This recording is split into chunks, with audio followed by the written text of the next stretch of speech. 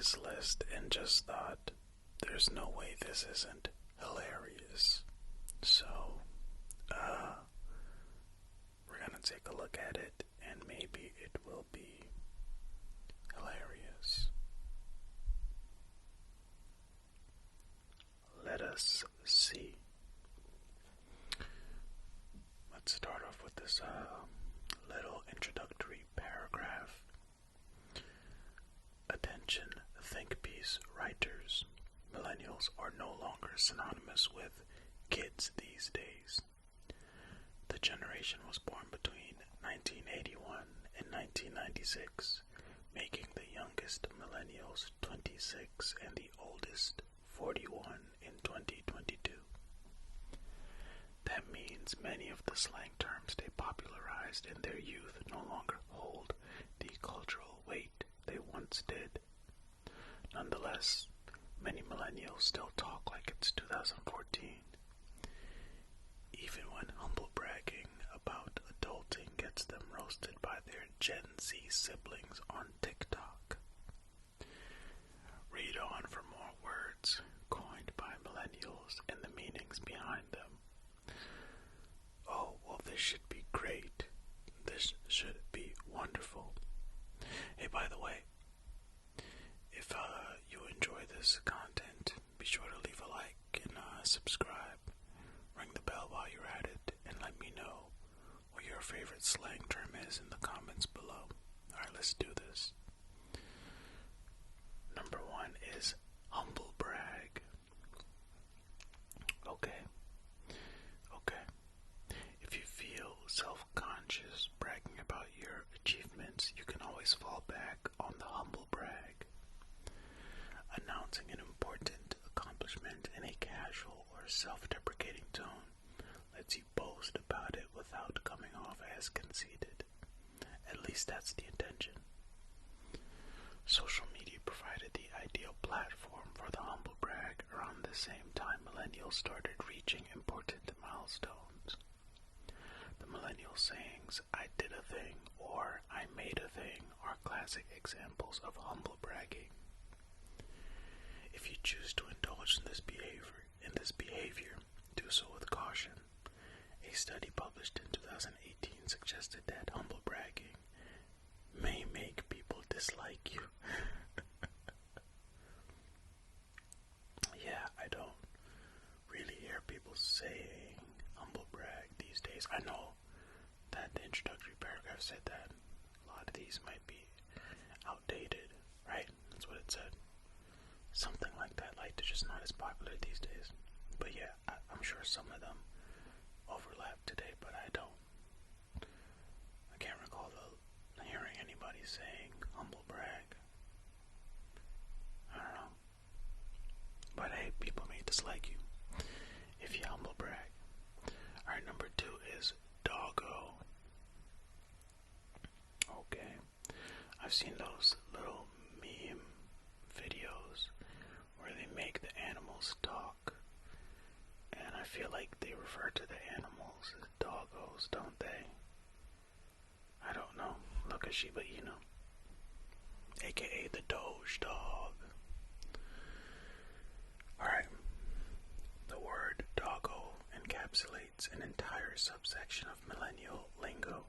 To people who speak this language, doggos, aka dogs to everyone else, they bark, blep, and sploot.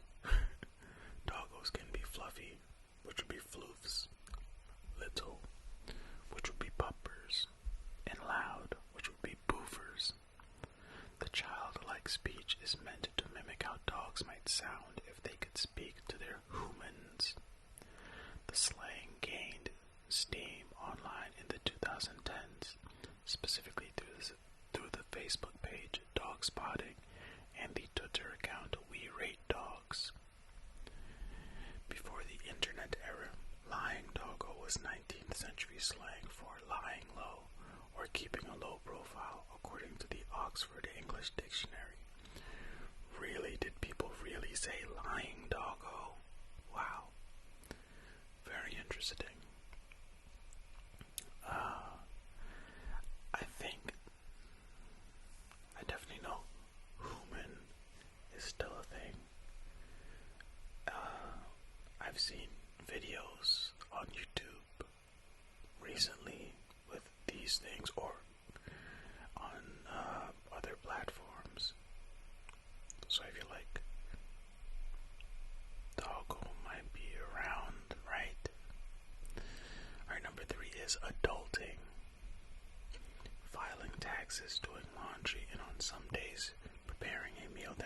requires more steps than pouring cereal in a bowl are all things that qualify as adulting. Adult was first used as a verb, literally meaning to mature, as early as 1909. The word as it's used today, meaning to conduct oneself like an adult, first appeared on Twitter in 2008. As the youngest millennials entered young adulthood over the next decade, the term exploded in popularity. Though it often appears in a tongue-in-cheek context, it's been used to reinforce negative stereotypes of millennials being lazy and immature. Now that the youngest millennials are approaching their 30s, most of them hopefully know how to behave like adults. But that doesn't mean they have to enjoy it. I still feel like you'll see adulting around in places. Gen Z is not one that only millennials. Gen Z adulting. I was thinking in my head that Gen Z says this, and I replaced Gen Z with a you get it. Yeah, no. I see all manner of people using this adulting. Alright, number 4. Totes. Okay, this one, nobody says totes. Do people say totes? Not to be confused with the canvas bags. Totes is an abbreviated form of totally. Totally. People don't say that, do they? It appears in the phrase totes my goats.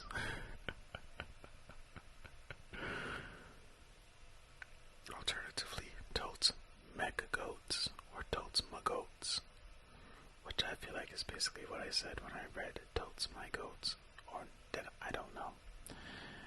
As an enthusiastic expression of agreement, yeah, okay. Paul Rudd had a huge impact on millennial vocabulary when his character uttered the exclamation in the 2009 comedy I Love You Man. Yeah, I don't know if anybody says totes to mean totally these days, do they? If they do, man, I don't know anything. Number 5, bae. B-A-E, that is. Bae is a term of endearment that has roots in AAVE, or African American Vernacular English, also known as African American Language, or AAL.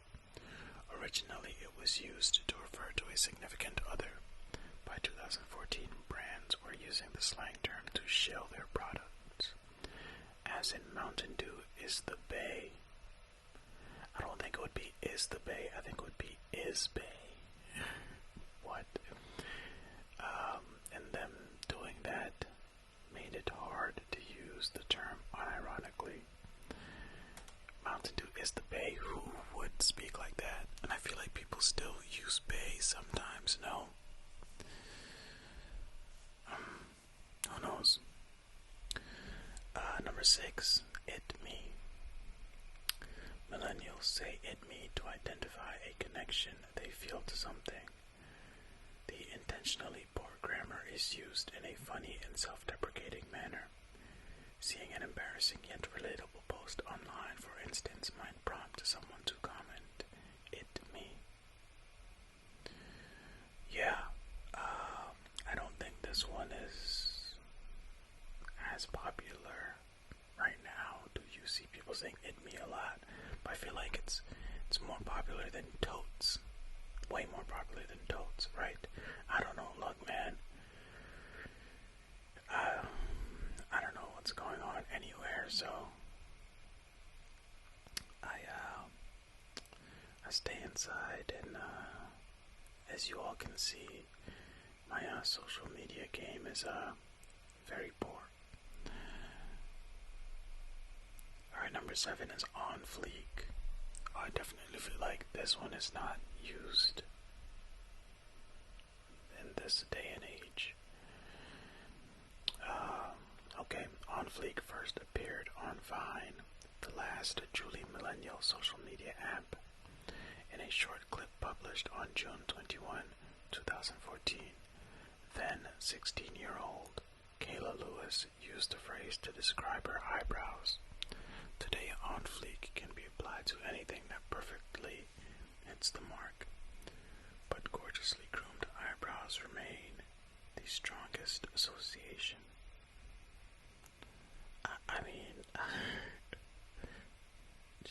I'm sure. Nobody uses on fleek from what I've seen. In this day and age, you know.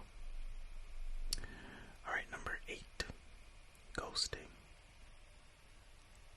As more of their dating lives moved online, millennials coined this term for a phenomenon that was specific to their generation. Ghosting means abruptly cutting off communication with someone in your life without warning. This behavior existed before the Tinder era, but now that many people have their phones on them at all hours of the day, it feels harder to brush off. While ghosting, the term definitely still exists today, and I've heard people say ghosting. I'm talking about, we're in Gen Z here, I'm talking about Gen Z. As recently as a couple weeks ago, so, you know, ghosting is still a thing. Number 9, cool beans. Okay, who really sells cool beans now, unironically?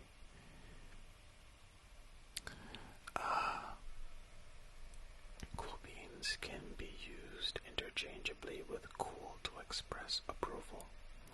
What the inclusion of beans adds to the interjection is unclear. According to Merriam-Webster, the slang term dates back to 1985, when the oldest millennials were just 4 years old. Though they may not have coined the phrase, the generation definitely popularized it in the 1990s and 2000s. Yeah, well, I've heard people say cool beans. I've said cool beans, but was I serious? Also, they did not build me back in 85, so I was not around. I don't know. Yeah, I don't know what's going on. I don't think people say cool beans anymore, really, do they? Please correct me if I'm wrong, anybody in the comments, because I don't know. Alright, number 10. FOMO. The acronym FOMO, pronounced FOMO, stands for fear of missing out. It describes the universal feeling of anxiety over people having fun without you, and it's gained popularity in recent years. As social media grew in prevalence in the 2000s, FOMO became a significant part of the millennial experience. I don't know if people really say this, though, do they? Look, again, you'll have to let me know. I'm not hip. What can I say? Number 11, basic, and then a picture of somebody in leggings with Ugg boots. Millennials popularized basic as a disparaging way to characterize a person, usually a woman. That's what it says in parentheses. I'm not adding that myself. Who adheres to stale, overused trends. In the 2010s, this meant Ugg boots, yoga pants, and pumpkin spice lattes. Gen Z pretty much reinvented the concept when they started using chuggy to describe anything that was out of style, often because it was popular with basic millennials. I don't know why Gen Z and millennials are at odds. They should get together and fight the boomers, shouldn't they? Yeah, I don't know if people really use the term basic. Again, I don't know. Number 12 is small. This is used to describe something unbearably little and adorable, like a puppy or kitten. If the subject is especially tiny, it qualifies as small bean. Really, does it? And in parentheses says beans are a running theme in the millennial vernacular, apparently. Small often appears in front of doggo, another important piece of millennial terminology. I've never even heard the term small bean. I've seen small before, but small bean, nope. But hey, apparently it was a thing. Alright, and number 13, and the last millennial term for you is yas. Though it became mainstream millennial slang in the 2000s, yas originated with queer POC subcultures in the 1980s. POC is people of color, for those who don't know. The playful take on the interjection yes was commonly heard at balls, where competitors, often in drag, would strut down the floor showing off their fiercest looks. The ballroom scene gave us many words that have been appropriated by the larger culture, including work, that's work with an E instead of an O, shade, as in throwing shade, and serving. Yeah. I mean, some of these things, I didn't know the origin, or like small bean. I didn't even know that was a thing, but hey, apparently it was. If there are any other terms that you know, if you're a super hip millennial, please let me know in the comments below. But yeah, that's it. I hope you learned something new. Something new about millennial terminology. Who'da thunk it? Thank you so much for watching and or listening. I appreciate you. And remember, be kind to yourselves. Be kind to others.